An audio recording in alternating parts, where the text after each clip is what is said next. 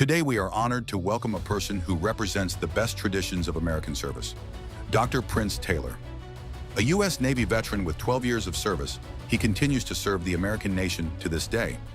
Prince Taylor leads one of the largest volunteer programs in the federal government.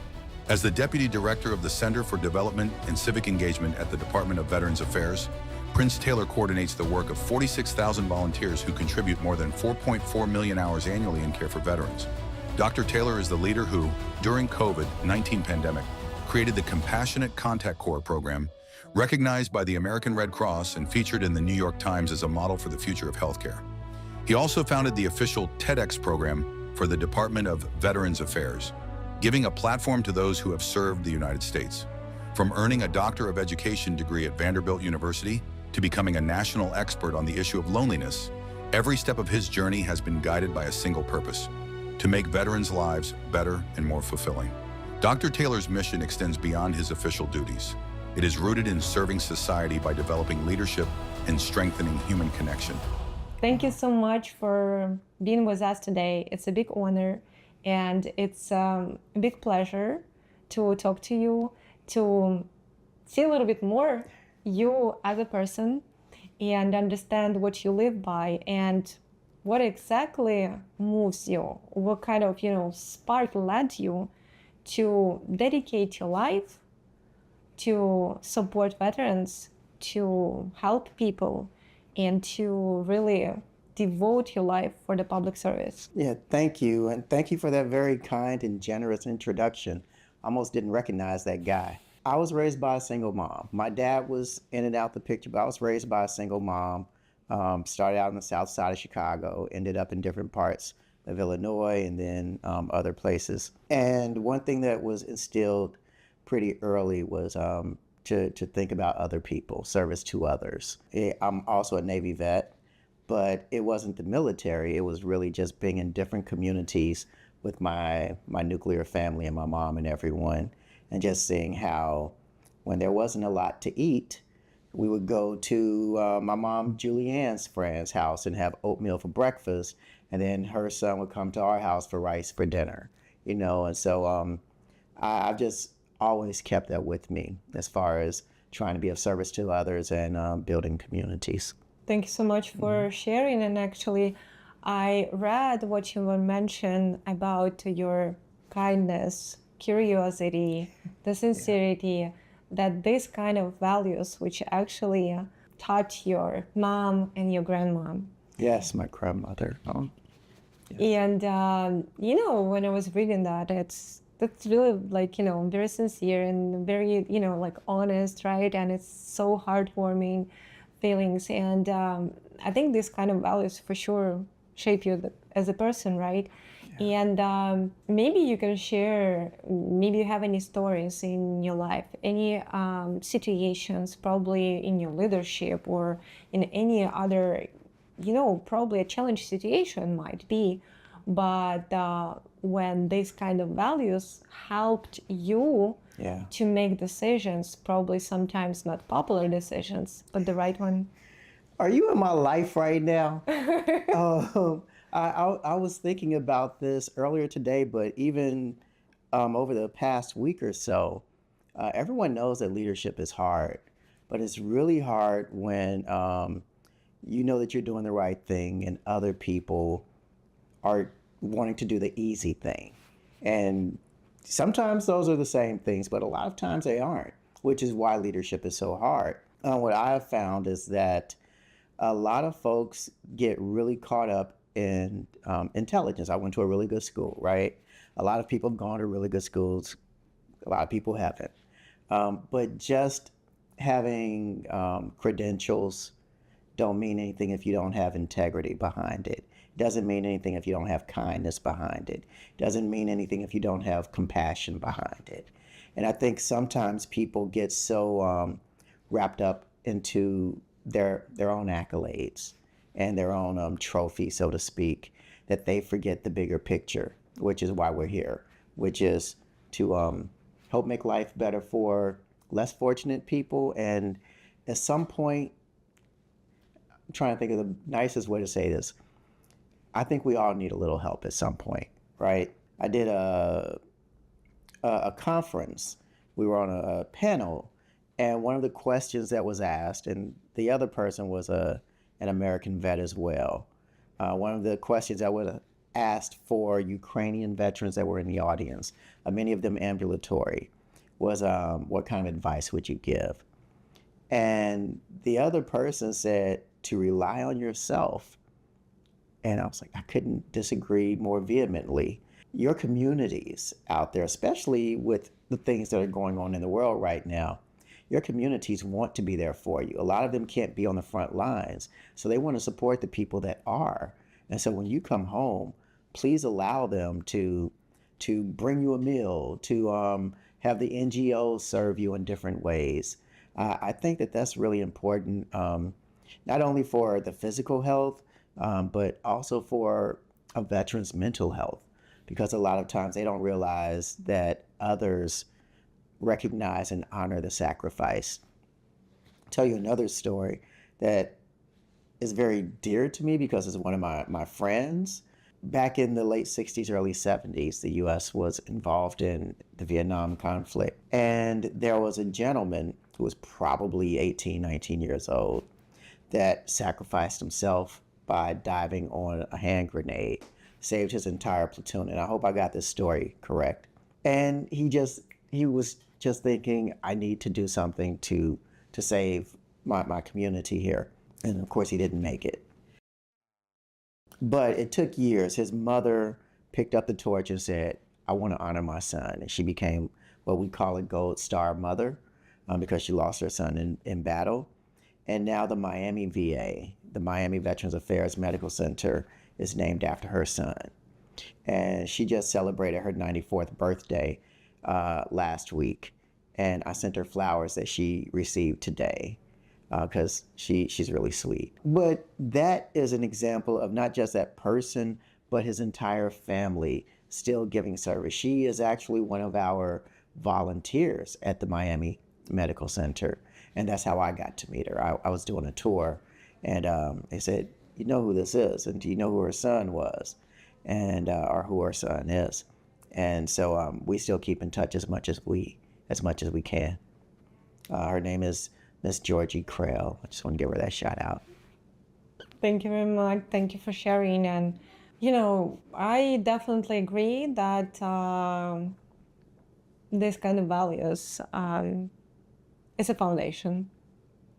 Otherwise, if you don't have a foundation, then, like you said, there is no value. There is no. What's the goal, right? What's the goal? What's the goal? Yeah, a lot of people, it's easy to get caught up in social media and all the likes and clicks and everything. But if you don't have that foundation, I don't think no number of clicks are going to make you whole or make you happy even. And so, I try to stick with integrity. Another thing that I think is healthy is surrounding yourself with positive people. Positive and kind people, which I try to do. I think that's sort of how you and I met, and I'm very grateful for that. But that whole sort of ecosystem, with everything going on in the world, including in your part of the world, I couldn't be sadder.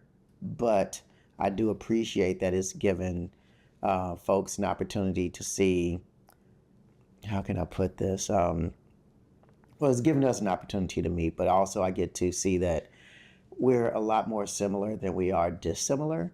And you can go back just a few decades where I might have thought differently because of the sort of propaganda that people get when they're in their parts of the world. But if you travel and if you read and if you have friends from different cultures, you realize that most of us want to feel safe and secure. Most of us want our families to feel safe and secure, and we want to be able to live our lives without a lot of negativity swirling around us.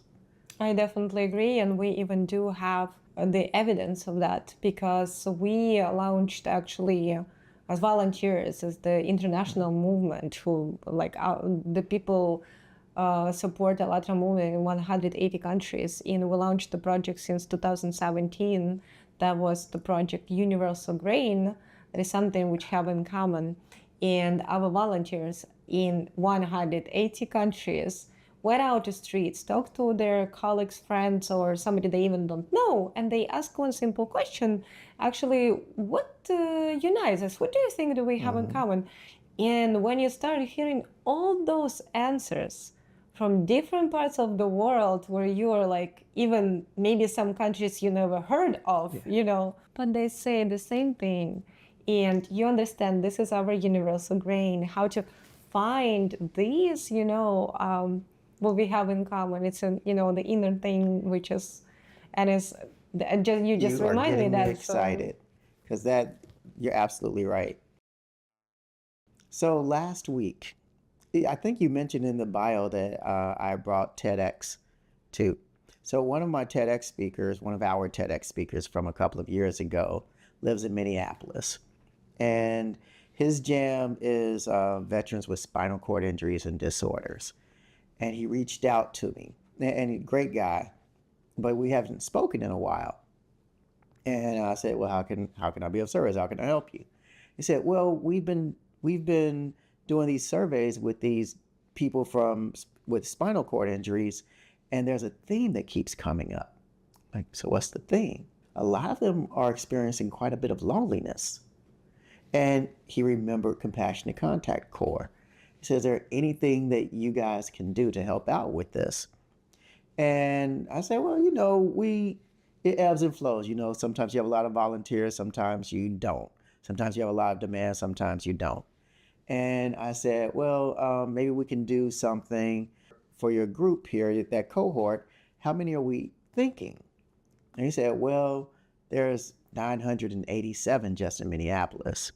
There's 960 something in Palo Alto.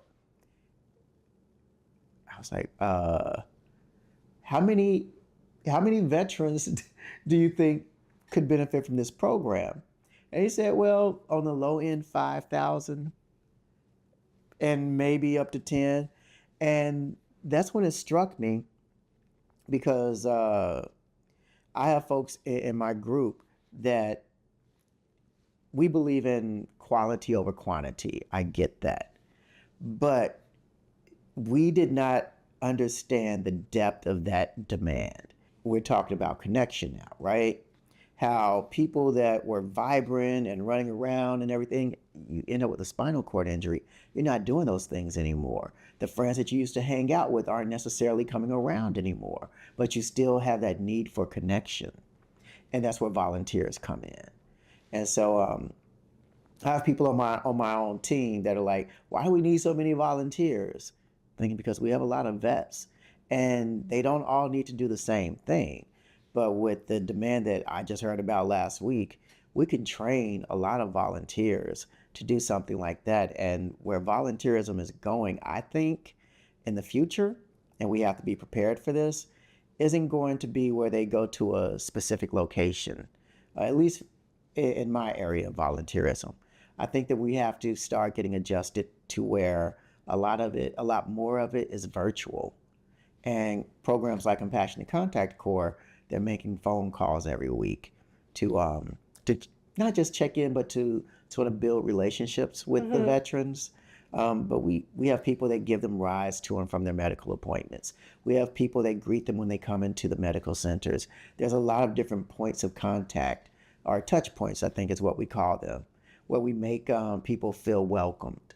And if we're doing our jobs well, we're making everyone feel welcomed, for the reason that you mentioned earlier about that single grain that connects us, that connective tissue. And one of the things that I fear in the climate that we're in right now is people othering each other and moving away from that thing that brings us together. That's true. And, like you also brought up the thing about the propaganda, the media, and a lot of things, and the social media. That's a good one. I mean, in one way, right? We can use it in a good way. The social media, this is the era where you can spread the information. You have this ability, right? You can speak with each other, being in different parts of the world, right? And seeing each other at least, right? Yes, through the at its phone best. and stuff. Yeah. But at the same time, of course, we have also another side, and this propaganda works through that, this media and stuff. So, but that's what I truly believe that it's also up to us, right? And to understand that how much it is important to, check the information, check the facts, use the critical thinking, and build that, not just listen and believe, but then just, understand all that stuff. But that works for us, right? The people that I'm not concerned about you. You are intelligent, well-read, I can tell. The people that I'm concerned about with that are people that are less well-read, that have already chosen their tribes. And as long as it comes from this tribe, it's true. If it doesn't come from this tribe, then it must not be true. So I'm really concerned about those folks, but I'm also concerned about the youth. I had a conversation once with someone from Kazakhstan. I think they have a pretty high suicidal ideation rate with their young people. I hope I'm telling the truth, right? I'm pretty sure it was Kazakhstan, but it could have been a different country. And the person said to me that 15, 20 years ago, all these children seemed to be happy. And then all of a sudden, they got those.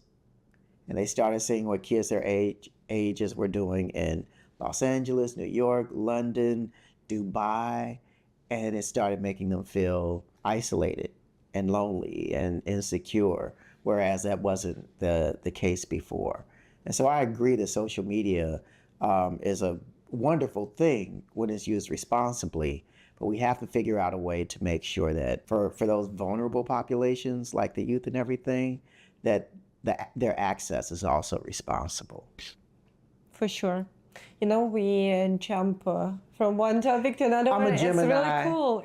I'm a Gemini.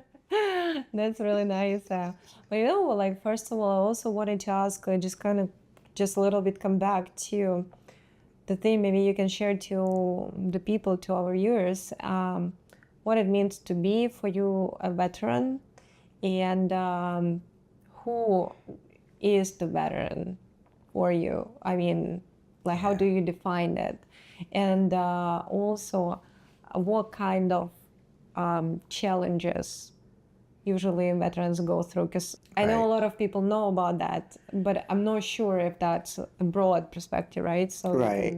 Yeah, because, most vets, and of course, I'm only speaking for myself, most vets don't want to be seen as the hero. It's like, it's my job, I'm doing my job. Also, most vets don't want to be seen as broken. And so it's like this false dichotomy where it's bifurcated. You're either the hero or you're broken. Most of us are in the middle. This is just an internal joke. It's like there's something wrong with us to sign up voluntarily to go out and do that. But we also understand that someone has to do it. There's a saying in the veteran community here in the US and probably in other places as well, that all gave some gave all. So Bruce Carter, Georgie's son, he gave all. I gave some, but everyone that has done some or all should be honored for that, especially if they gave honorable service, and also especially if they volunteered. But I know, like in Norway, they have conscriptions. I have some great friends back in my NATO days that were conscripts, and it was just part of what they did. I doff my cap to anyone who serves their country, and that's whether you're male, female, straight or gay, or anything on either of those spectrums. I think the fact that you want to protect your country says a lot about who you are as a person, and that is worth being honored. Yeah. That's for sure. Yeah, when I started, a little bit, I would say, look into people who are veterans in different countries, and for sure, I see, like you said, it's true people who, just like you said, they understand that. But if I will not defend, who's going to do this, right? And it's a big responsibility. It's a big action. It's a big thing, and it's really a lot of sacrifices, and it's a big honor, Because for me, like, I see those people, I see how much strength inside. It's a big example, what I'm trying to say, because I truly, believe the more probably veterans will speak and speak more about even how they behave daily life, how they, this discipline, this all this stuff, it can teach a lot of our people who can take this as an example. But I believe these people never out of service, like impossible, right? Most aren't. You're absolutely right. I also want to say that I don't think that the military is for everyone. There are a lot of different ways that people can serve in nonprofits, volunteerism, as we've already mentioned. The military is just one way to do that. Some people get involved as community organizers or in politics. Librarians, teachers, all of those things are also ways to serve. So I don't want to make it seem like I'm so biased towards veterans. I just happen to be one. But I'm also very cognizant that it's not for everyone. It's not for everybody at all. I would say in a way we have a lot of things common, but at the same time each person is a unique person and have their gifts, their talents, and for sure.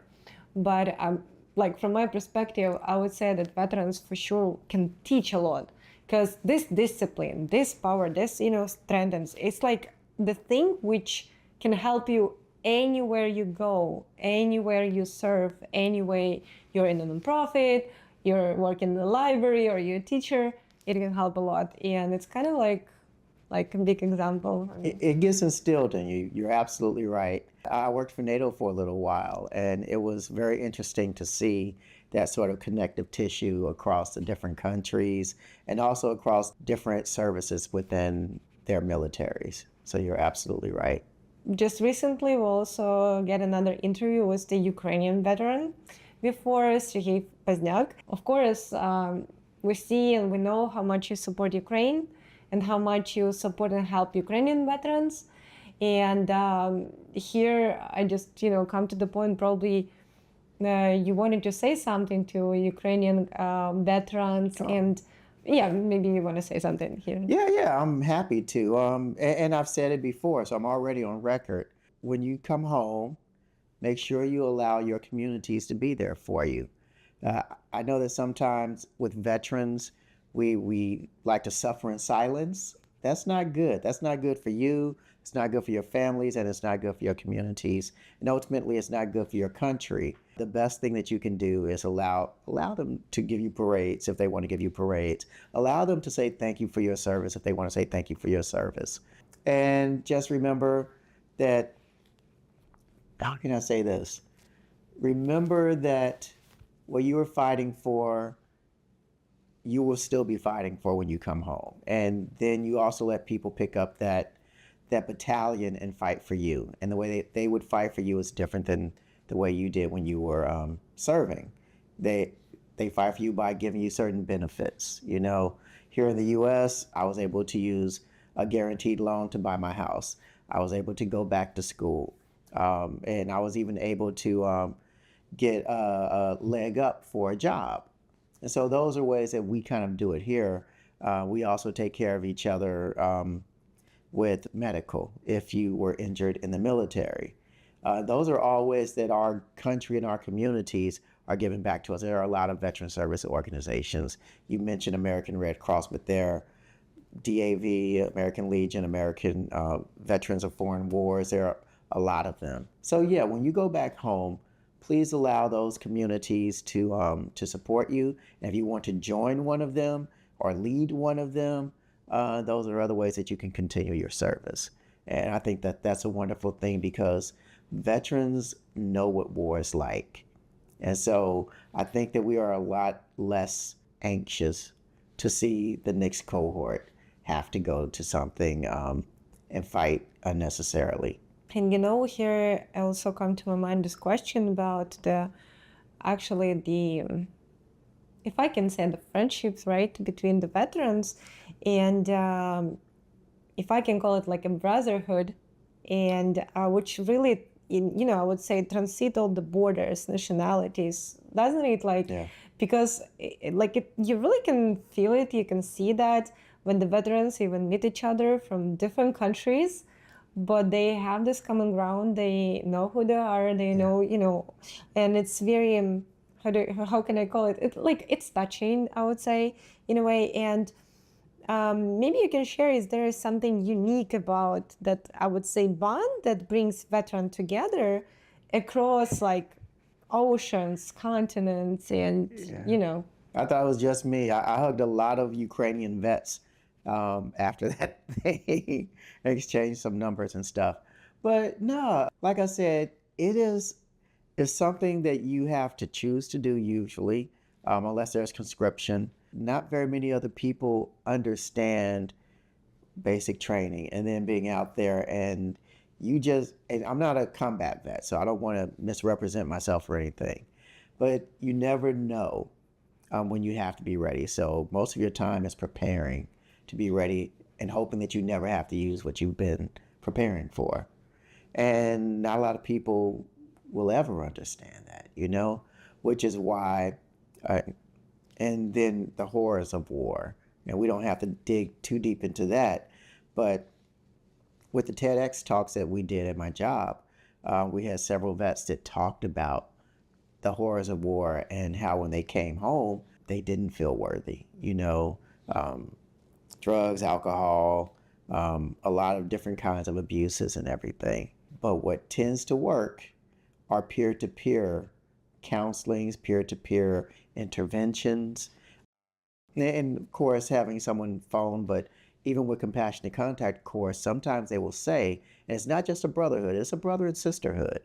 Sometimes they will say, can I have a veteran call? Can I have a female veteran call me? And the reason why they would say that is because there's that unique, almost singular experience that people have. And one time we had two people who were veterans phoning each other, or one was phoning the other, and they found out that they had served together and didn't even realize it, like in the same area around the same time.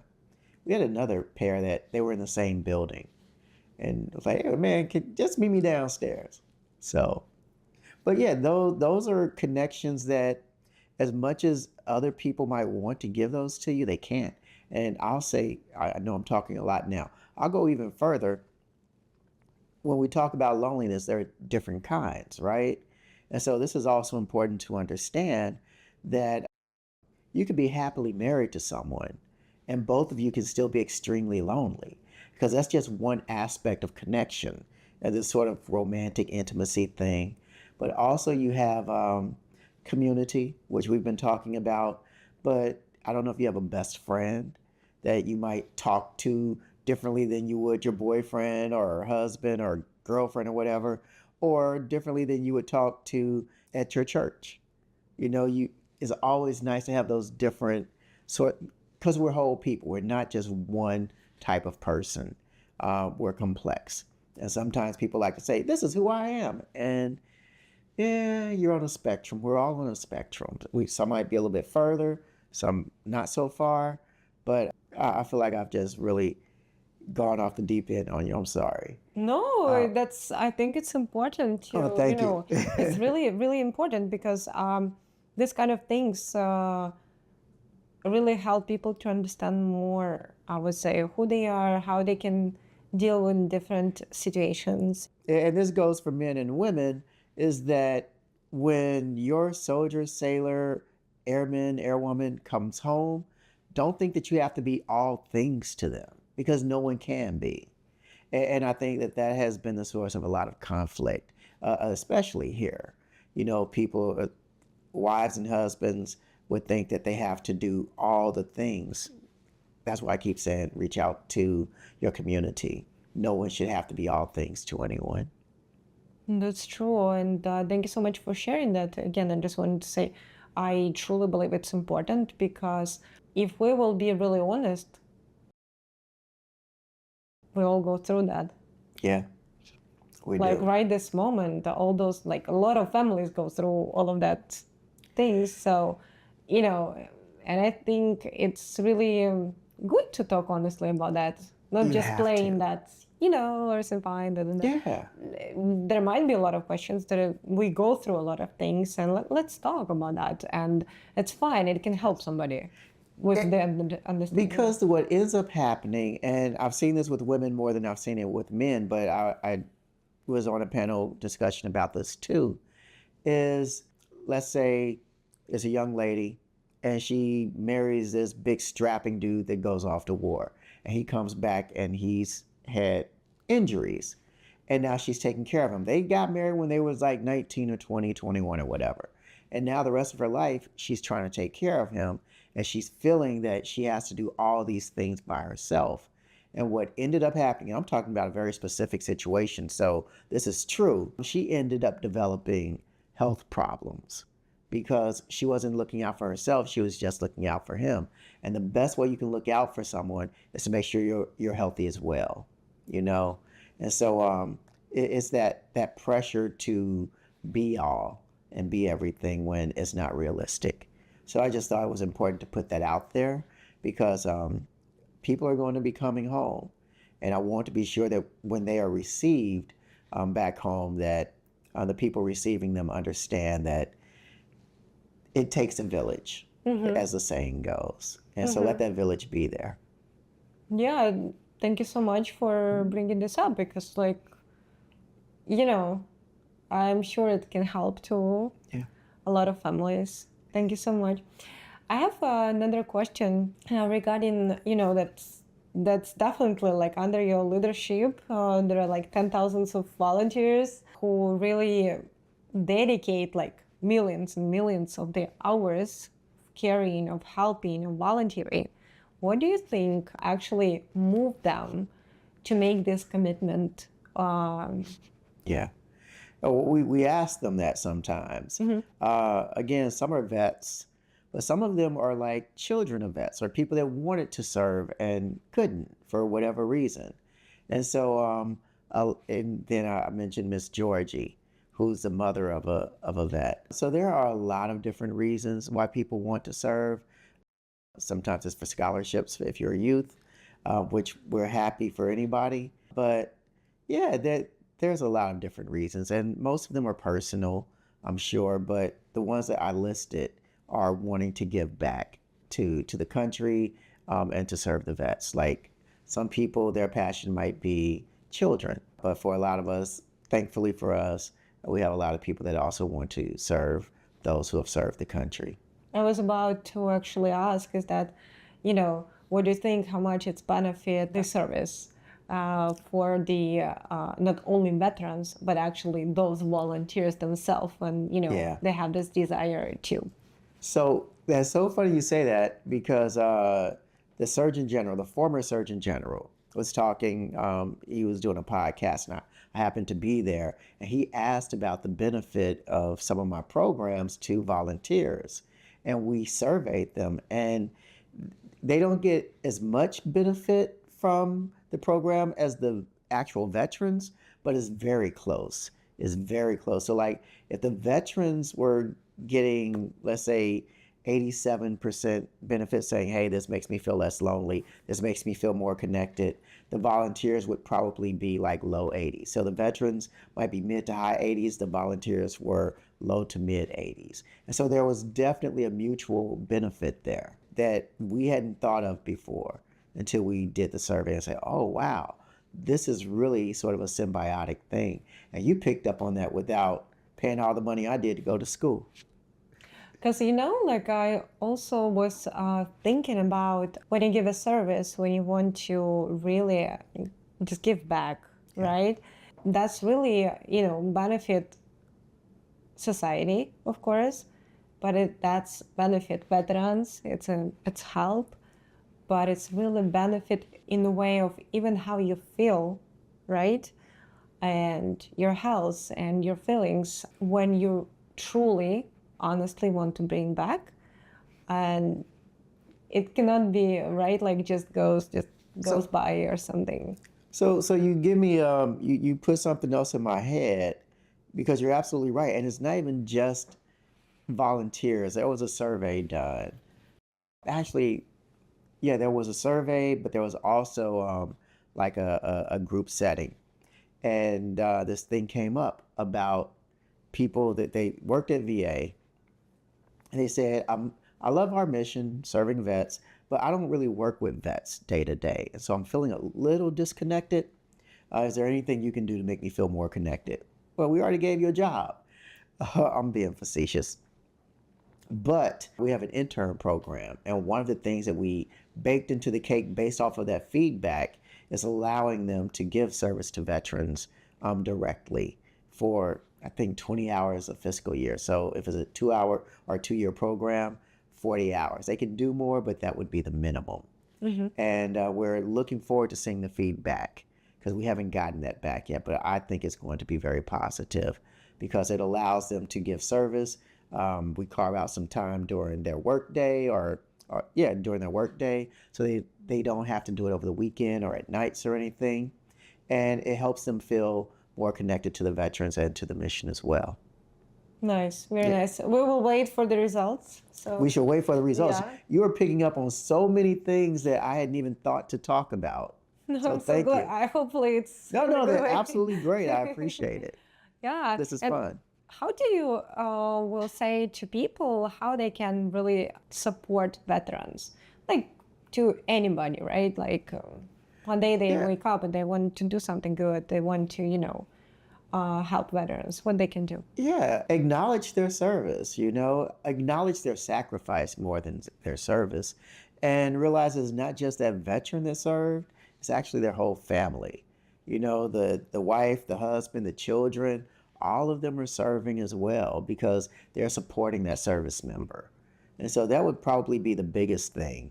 And if you have older veterans around you, do something nice for them. We go right back to kindness. Whenever it snows here in my community, I don't know that I'm around a lot of veterans, but I shovel the sidewalks for a lot of my neighbors, like 2 to 3 doors down, all the way up to the mailbox. And I don't ask. It's a nice thing to do. I'm out here shoveling anyway.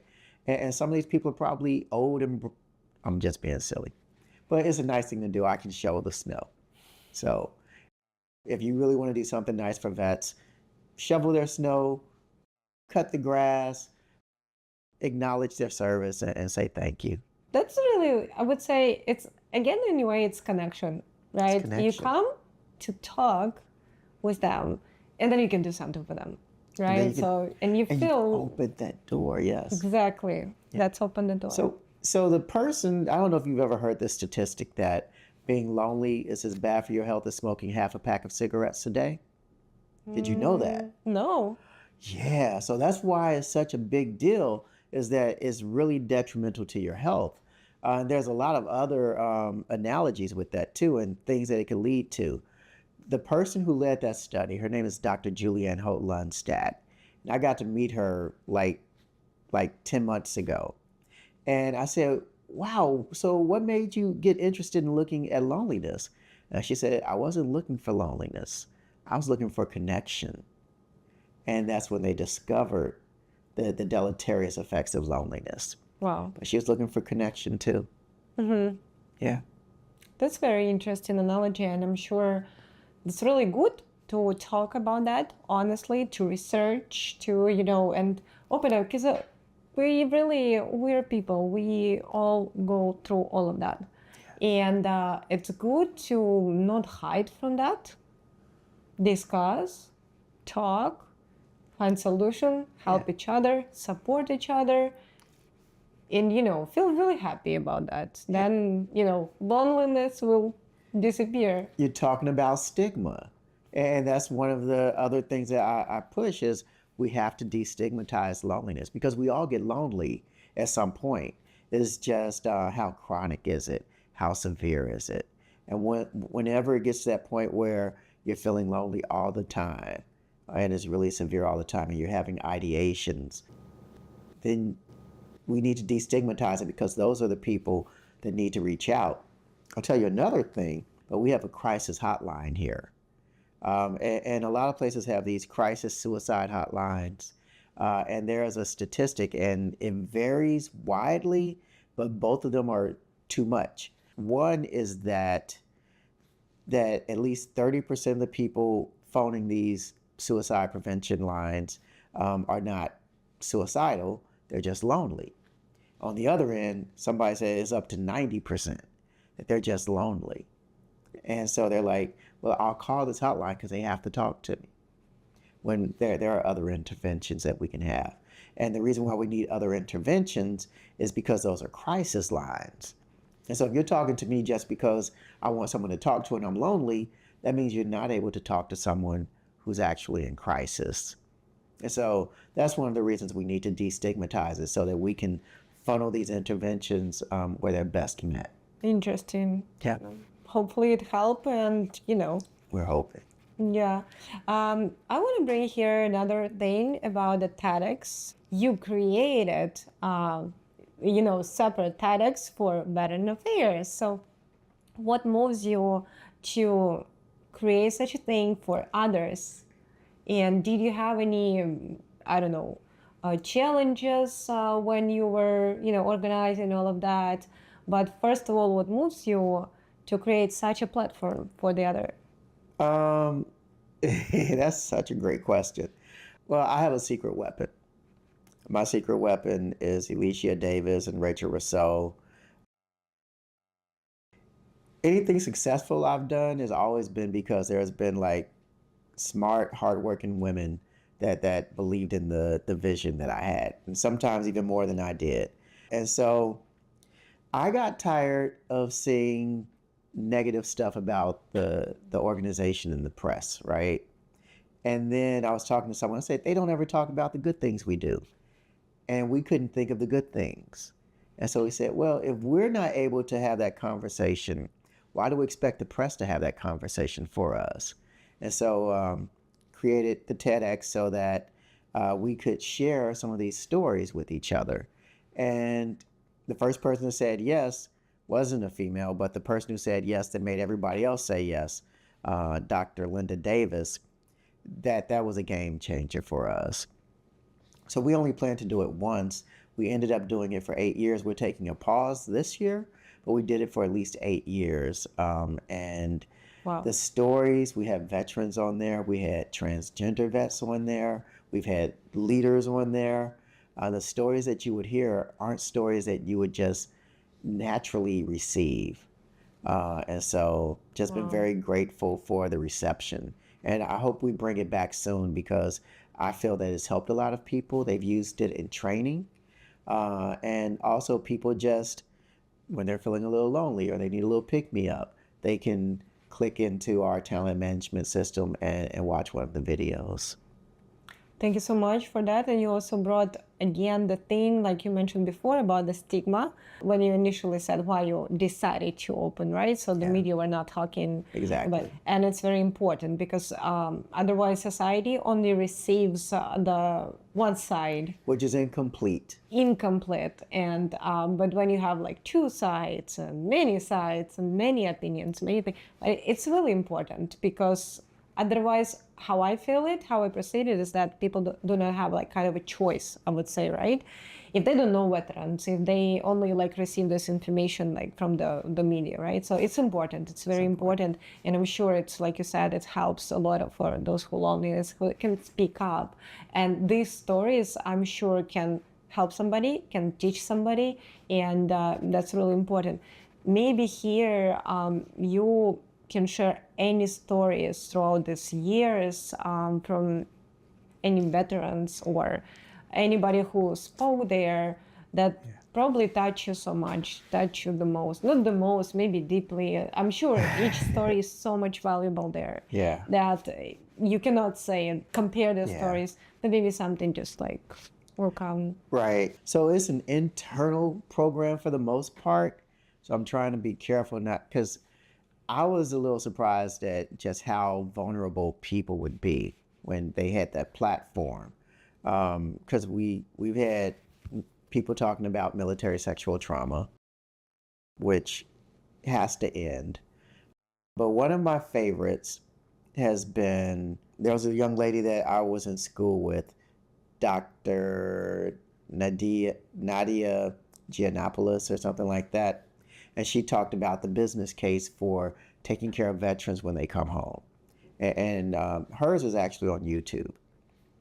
But there was a volunteer, a student volunteer, who played the harp in Palo Alto, and no one else wanted her to play the harp, and she went there and they let her play it on the hospice unit, which is where people are near the end of their lives.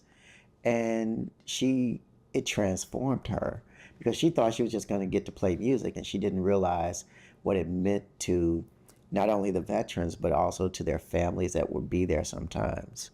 And so her story is still one of my favorites. Danielle Nam. And she ended up going to Harvard after that. But she was our Youth Volunteer of the Year that year. Wow. Yeah. Thanks I so get choked up when I think about it. And there was one other. His name is Tree Hairston. He was a Vietnam vet. And like I said, sometimes soldiers get asked to do things, you know. And so when he came back, number one, he was there during the civil rights movement as well. So he comes back and he didn't feel worthy. So he said he did all the drugs, all the alcohol. He was suicidal. And I probably shouldn't have said his name, but he's told his story. He probably even has a book out. And it took a social worker that came up to him one day. He came into the VA, and the social worker was like, "We're going to get you some help." And because of her conviction, he was more convicted, and he said he's never went back after that time. And so that was another very moving TEDx. There's a ton of them, but those are just a few that really stand out to me when I think about why I'm so proud that we did that program. Yeah, for sure. Like, I truly wish you, more power, more desire, and even more, to move this platform further and to make it again. I mean, you said that you had like a 1 year, like Yeah, we're doing a pause, but we'll bring pause. it back. Yeah, because I'm sure that is needed, and that can help and support so much. Yes. Thank you again. Like, I'm sure you were talking to a lot of people with different backgrounds, and even, the veterans, the leadership positions, and the youth, right? So what kind of, I would say, main message you would like to give to people? Well, I talked about integrity. I can't talk about kindness enough. What I've found is that people like to hold others accountable, but then they give themselves grace. Like, don't they know that I have all these good reasons why I'm late? I have all these good reasons why I'm a jerk.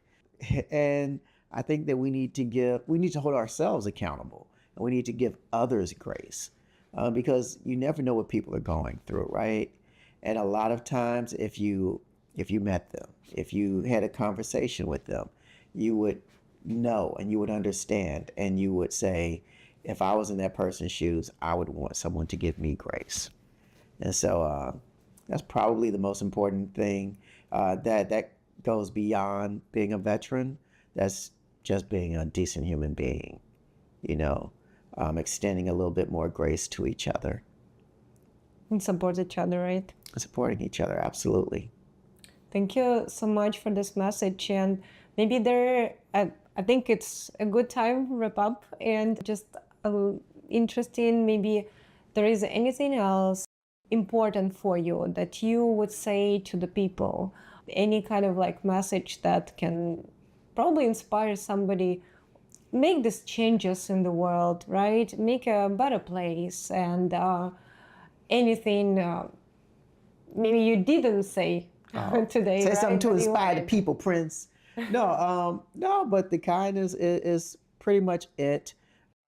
I believe in the next generation, We've done our best. I'm not going to say we've mucked it up irreparably, but we're not where we should be.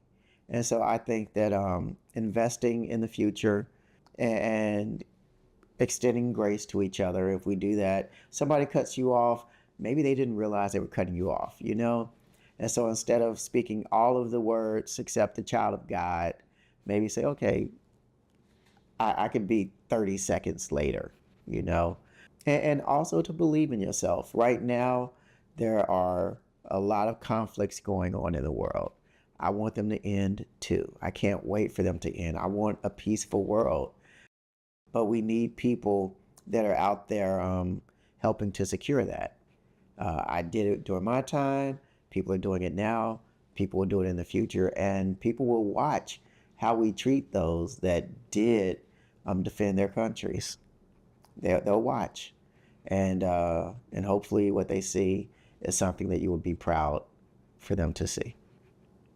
Thank you very much. And I'm sure that each veteran who goes and providing a service, actually the first one who want to bring peace to this world. So we truly, truly appreciate you, your service, everything you do, because there is no cause, you know, and it's just really a big gratitude. We're truly grateful for your service and that you continue to serve. Thank you so much. Oh, thank you. This was a lot of fun. You dug deep. Appreciate it. Oh, thank you very much. Thank you. All right.